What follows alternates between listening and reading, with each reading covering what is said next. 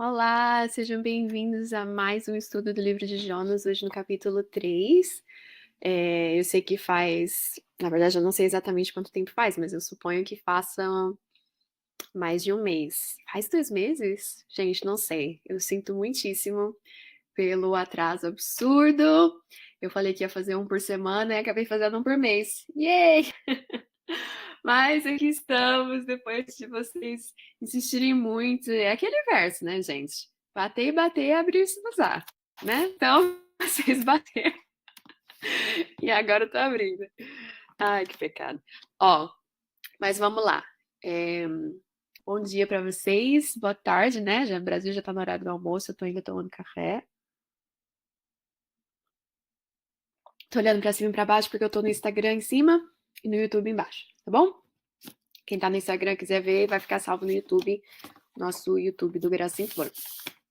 Bom, então vamos lá, né? Capítulo 3 de Jonas.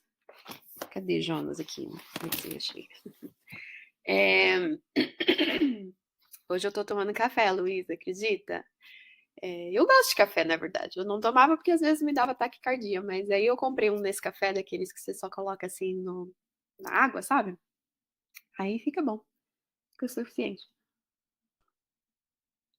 Só pra dar uma acordada na mãe, entendeu?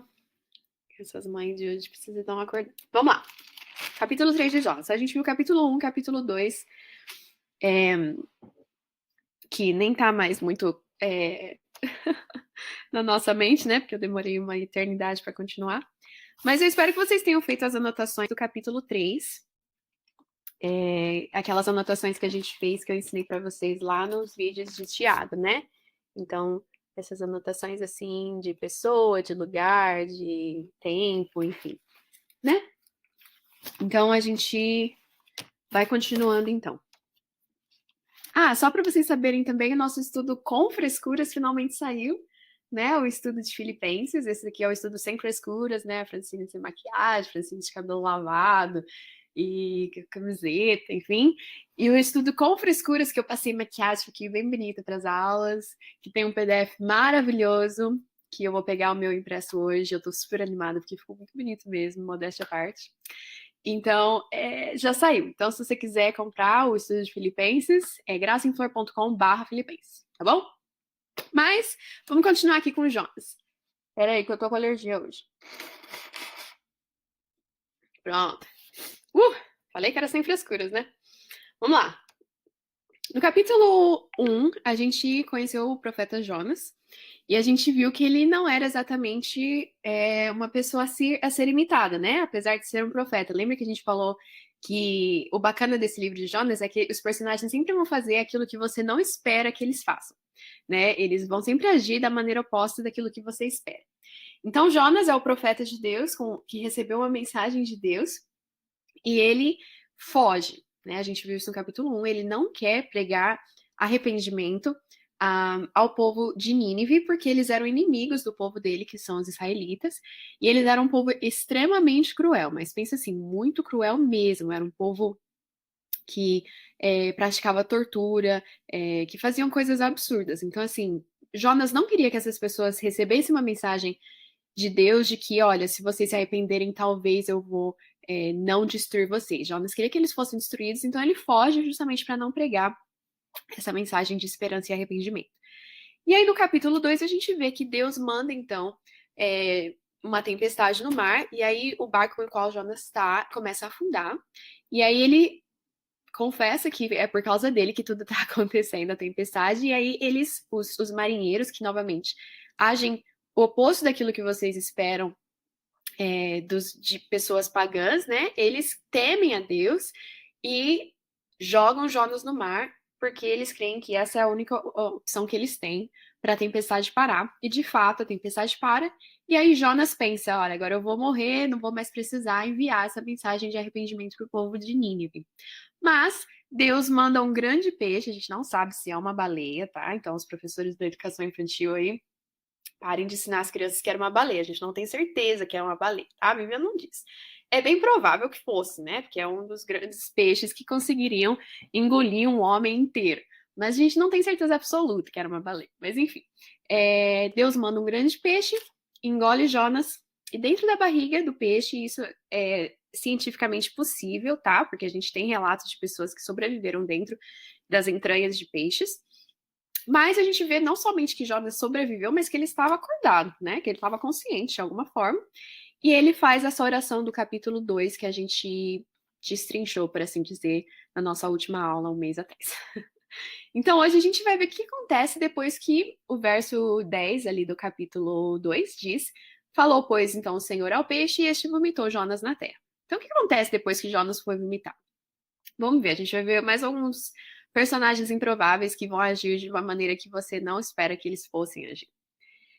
Então, começa ali, capítulo 3, verso 1, eu tô lendo na versão revista e atualizada.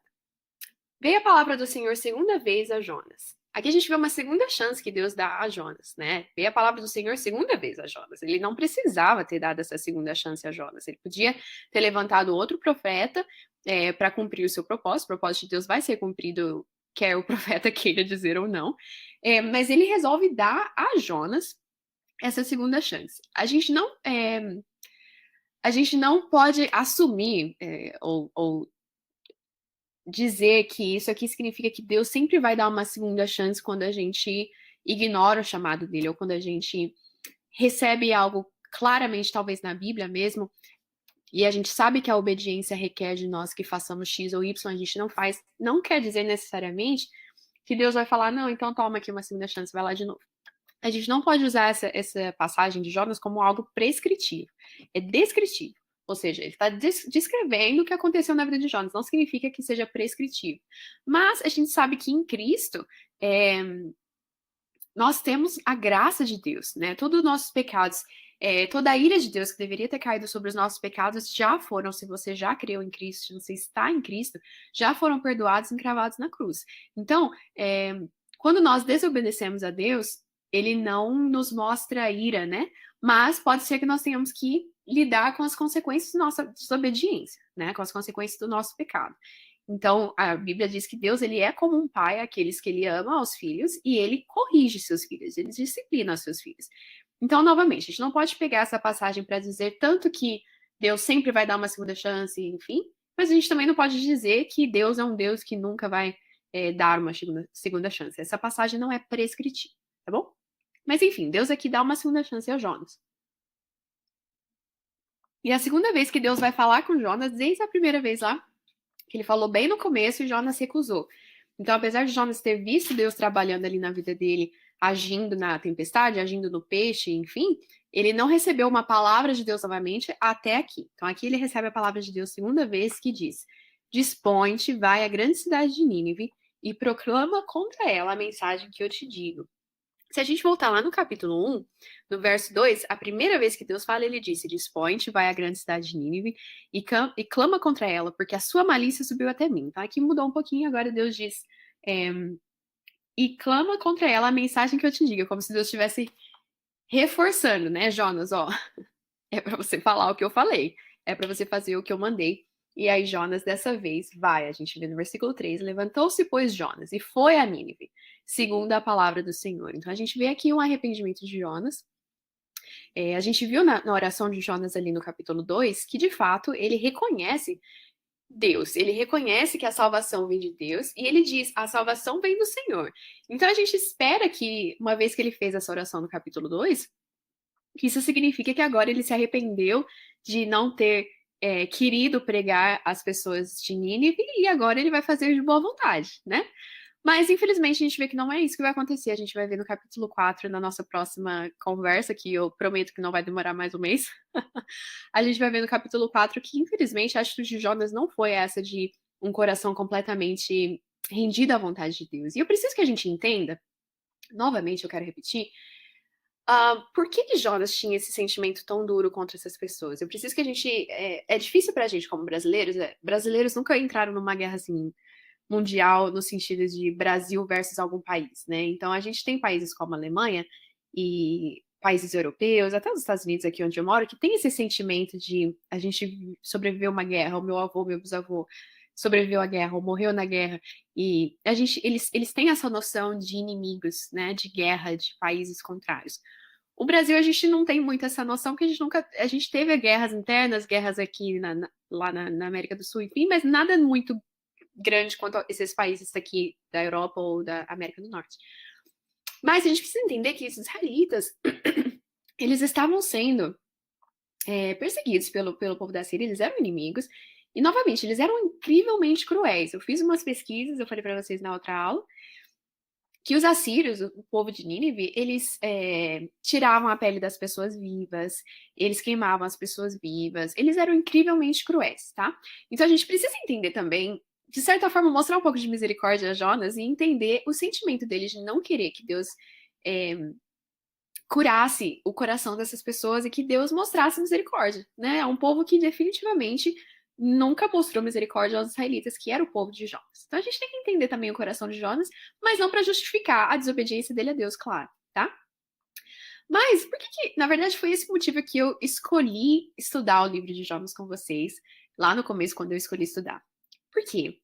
Eu penso muito que a gente tem vivido numa época muito de extremos, né? A gente tem vivido numa época em que politicamente e até mesmo religiosamente, infelizmente, a gente tem vivido extremos. Se você diz que você acredita em X, as pessoas já te colocam numa caixa, num rótulo, e você então é isso ou você é aquilo, e agora eu te odeio, você é o outro, você é aquele que é meu inimigo, né? E aí, o que acontece?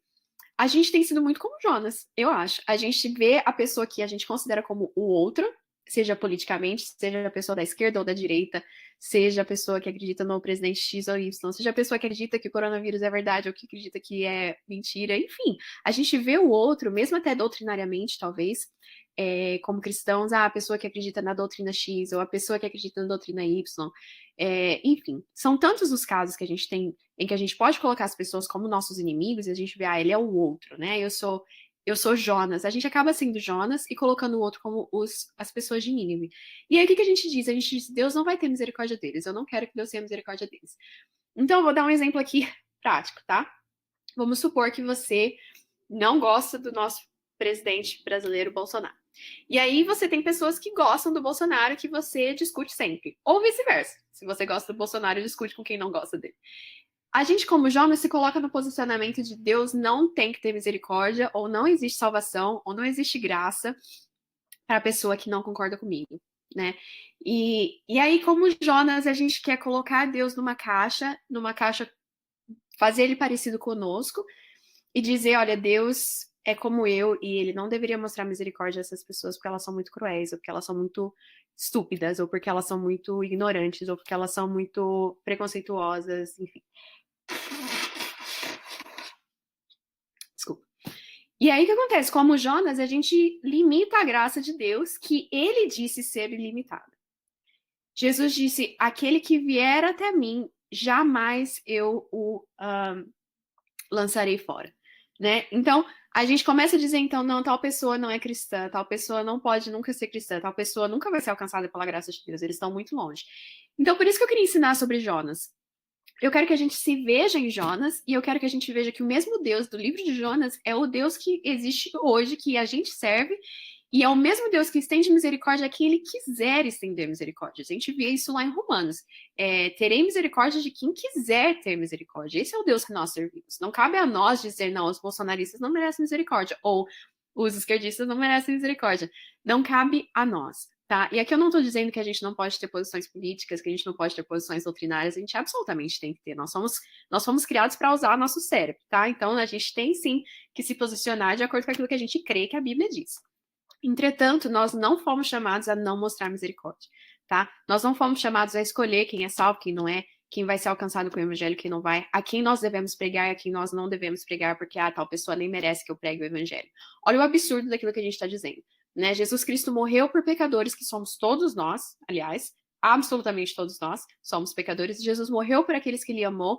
Quem somos nós para dizer, não, a misericórdia de Deus só vai até essa pessoa, a partir dessa pessoa ela não alcança mais, tá bom?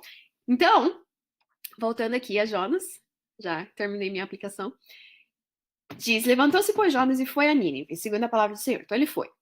Ora, Nínive era cidade muito importante diante de Deus, isso significa que era uma grande cidade, ela estava, não era a cidade mais importante do império ali, mas ela estava se tornando uma das cidades mais importantes.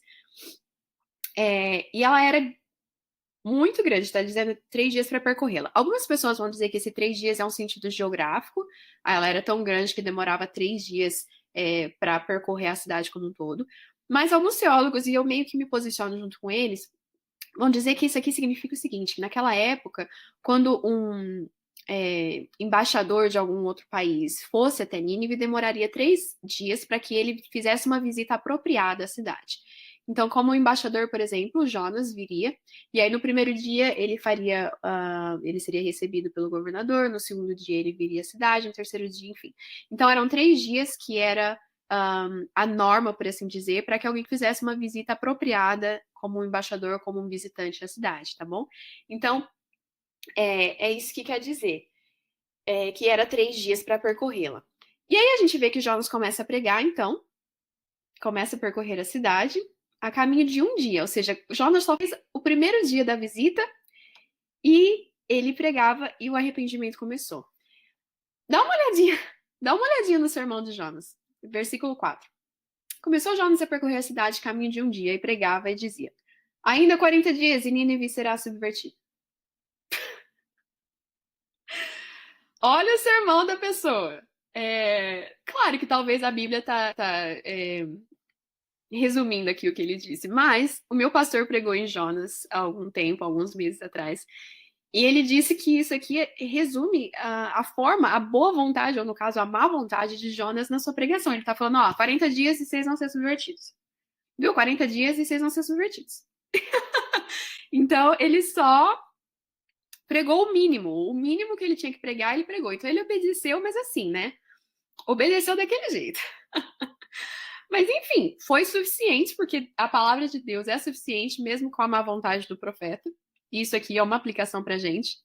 O meu pastor, sempre quando ele ora antes de pregar, ele fala: Deus, fale através de mim ou apesar de mim.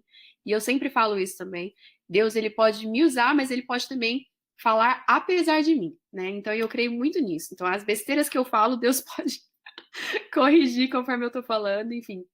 Então aqui no caso Deus estava falando com os ninivitas, apesar de Jonas, né? Porque a mensagem dele foi muito ruim. Os ninivitas creram em Deus e proclamaram um jejum e vestiram-se de panos de saco desde o maior até o menor. Esses panos de saco eram panos assim que incomodavam, que davam giriza, como eu falo lá, minha mãe fala giriza. Nem sei se essa palavra existe, mas eles davam coceira mesmo. Eram panos de saco que era para você se humilhar mesmo, era um autoflagelo, por assim dizer, né? E desde o menor até ao maior. Então, isso aqui talvez seja no sentido de idade, né? Desde as crianças até os adultos, os idosos, mas pode também ser no sentido de importância, né? Desde dos escravos ou dos menos importantes até o rei que a gente vai ver nesse próximo versículo. Chegou essa notícia ao rei de Nínive. Rei de Nínive não significa que ele era apenas rei da cidade de Nínive, ele provavelmente era rei da nação, mas aí diz rei de Nínive. A gente vai ver isso lá em 2 Reis, acho, em algum desses livros históricos, narrativos, que vai dizer, por exemplo, o rei de Israel, em alguns versos vai dizer o rei de Samaria, que era a cidade, tá? Então, não significa que ele fosse só rei de Nínive, tá? Provavelmente ele era rei da nação como um todo. Ele levantou-se do seu trono, tirou de si as vestes reais, cobriu-se de pano de saco e assentou-se sobre cinza. Isso aqui a gente vê em outras passagens, algumas pessoas judaicas, judeus, fazendo esse tipo de arrependimento. Mas esse era um costume do povo de Nínive mesmo, tá? Então eles não necessariamente estão fazendo um costume israelita, judeu. Eles estão fazendo aquilo que era costume deles mesmo, tá? Então quando eles se arrependiam ou quando eles buscavam o favor dos deuses, era isso que eles faziam. E fez-se proclamar e divulgar em Nínive o rei. Por mandado do rei e seus grandes, nem homens, nem animais, nem bois, nem ovelhas. Eu acho tão engraçado que os animais foram colocados aqui no meio do saco também, né? Todo mundo no mesmo saco. Não, os animais também não podem, os animais não podem comer, os animais também têm que fazer jejum, os animais também têm que se vestir de pano de saco. Lembra-se que a gente viu lá no começo que o livro de Jonas é um livro satírico, né? Uma sátira. Que não significa que não seja verdade, a gente vai ver isso mais pra frente hoje. Mas é uma sátira, então ele é engraçado, né? As pessoas que foram ler na época lá, os israelitas, conforme eles liam o livro de Jonas, eles achavam engraçado, né? Que até os animais estavam fazendo jejum. Então, mas sejam cobertos de pano de saco tanto os homens como os animais, e clamarão fortemente a Deus, e se converterão cada um do seu mau caminho e da violência que há nas suas mãos. É importante a gente notar que ele não diz se converterão ao Deus de Israel, se converterão aos costumes de Israel. Ele só diz se converterão dos seus maus caminhos. Eles se arrependeram genuinamente, mas não necessariamente se converteram ao Deus de Israel, tá? A gente não tem como falar que de fato eles viraram israelitas, viraram tementes ao Deus de Israel. Eles temeram a Deus, mas e se converteram dos seus maus caminhos, mas não significa que eles se converteram a Deus, mesmo porque a gente vai ver historicamente que não durou muito tempo esse arrependimento, mesmo porque eles voltaram a ser cruéis e eles foram destruídos não muito tempo depois, né? Então foi atrasada a destruição deles, mas não foi necessariamente aplacada no geral. E aí ele diz: quem sabe se voltará a Deus e se arrependerá e se apartará do furor da sua ira, de sorte que não pereçamos. Em nenhum momento Deus disse: olha, se vocês fizerem, eu vou perdoar. Ele disse: é possível que eu perdoe. Eles, na verdade, a mensagem foi: vai vir destruição. E aí eles falaram: não, mas a gente então vai tentar fazer o certo para ver se Deus muda de ideia, para assim dizer. Mesmo porque a gente vai ver que Jonas vai e senta-se num monte, no capítulo 4, e fica observando a cidade, porque ele fica esperando que Deus não vá se arrepender do mal que ele iria causar. Então, não era certeza que Deus se arrependeria do mal. Então, tudo isso que eles estão fazendo tentando a sorte, por assim dizer, né? Mas a gente vê no verso 10 o Deus misericordioso que a gente serve. Viu Deus o que fizeram, como se converteram do seu mau caminho, ou seja, foi genuíno, porque senão Deus não teria mudado de ideia.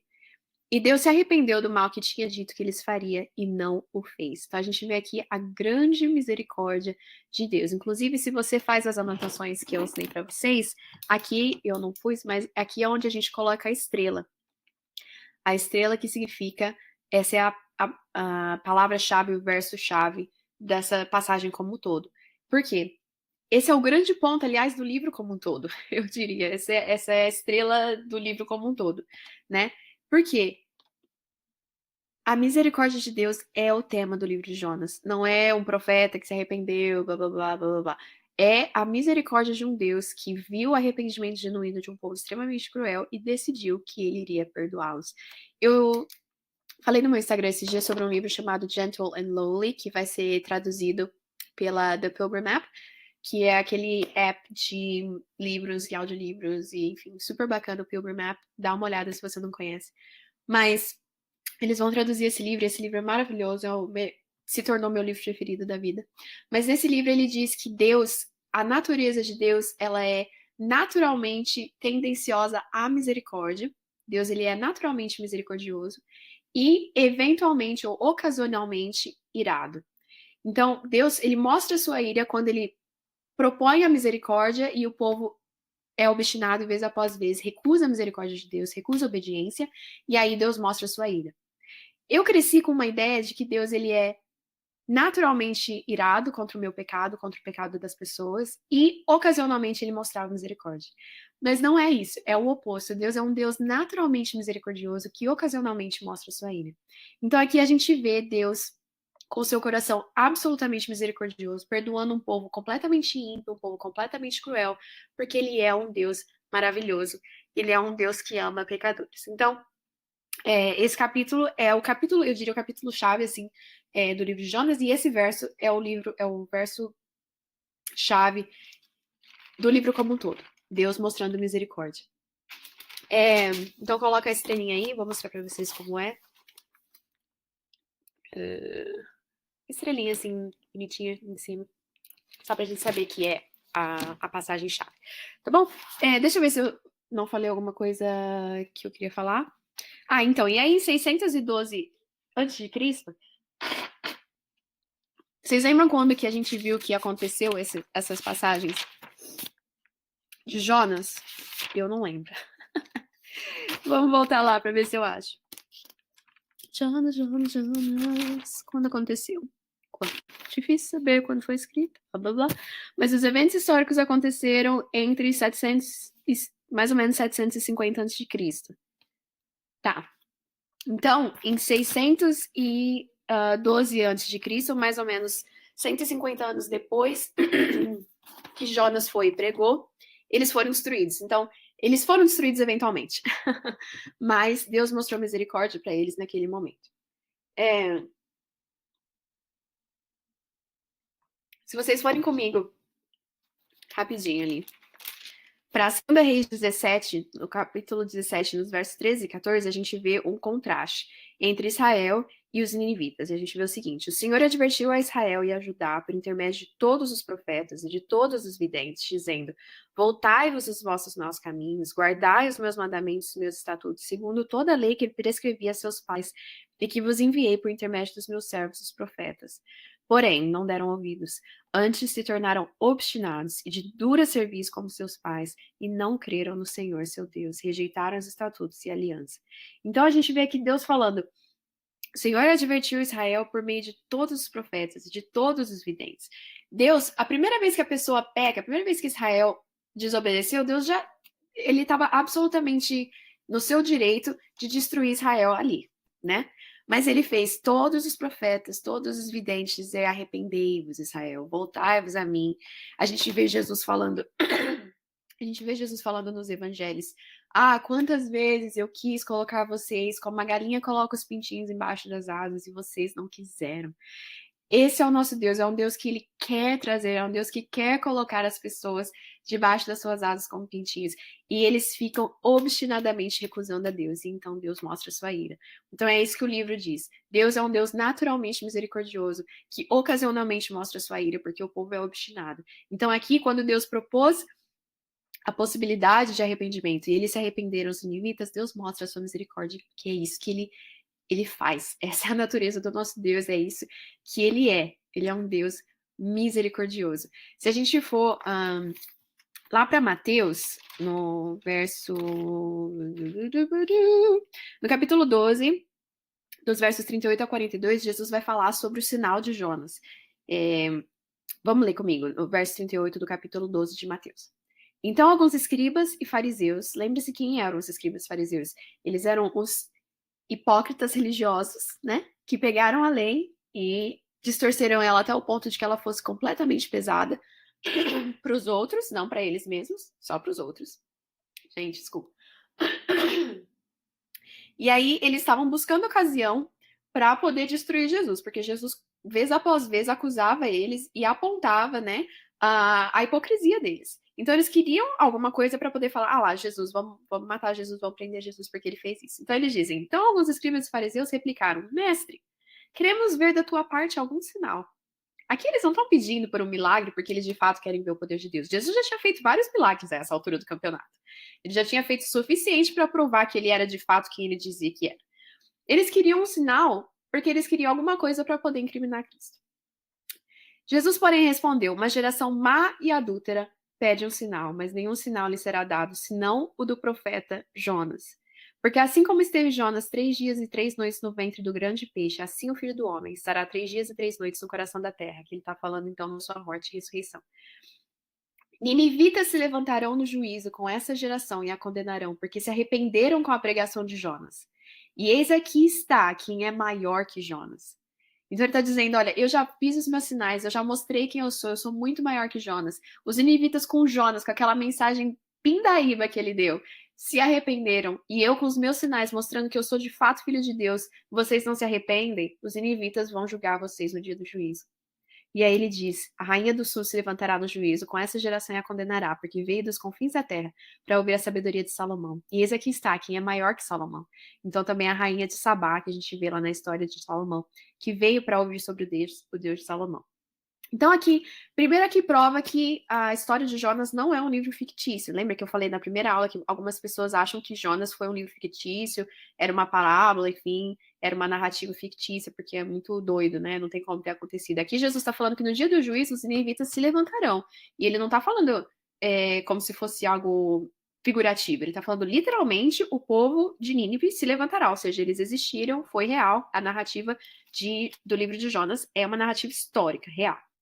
E aqui Jesus está falando aquela nação, aquele povo, os fariseus e os escribas, dizendo: olha, eu sou muito maior que Jonas. Jonas, novamente, com a mensagem pindaíba, os ninivitas se arrependeram, vocês não se arrependem com a minha mensagem, eu venho e prego com graça, com misericórdia, o reino dos céus, e vocês não estão se arrependendo. Então, Eu achei que era importante a gente fazer essa ligação, porque eu acho super bacana que Jesus mesmo falou de Jonas, né? E a gente estudando Jonas é importante a gente trazer isso para Jesus também.